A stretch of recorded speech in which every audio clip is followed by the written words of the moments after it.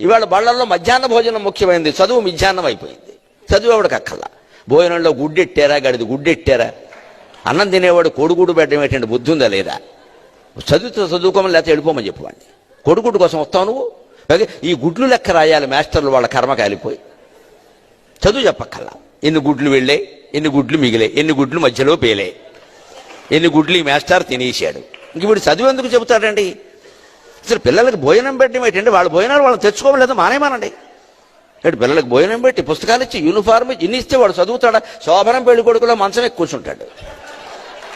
ఎందుకు చదువుతాడు వాడు? విద్యార్థికి ఎన్ని సౌకర్యాలా అవసరమా? చదువు రావట్లేదు ఎవరికి, భోజనాలే వస్తున్నాయి. పైగా అందులో బల్లి పడింది, పిల్లి పడింది, పడదా?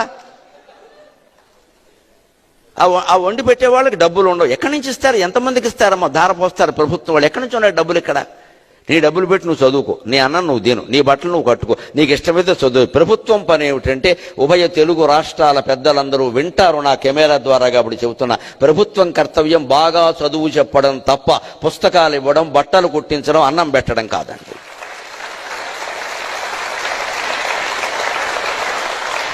మేము ఖచ్చితంగా చదువు చెప్పిస్తాం, నీ జీవితానికి బాధ్యత వహిస్తాం. నీకు నమ్మకం ఉంటేరా, లేకపోతే వెళ్ళిపో.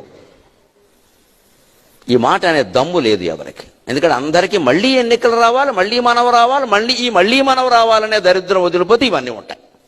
మళ్ళీ నువ్వే ఎందుకు రావాలి, ఇంకొకడు వస్తాడు, నీకు అనవసరం.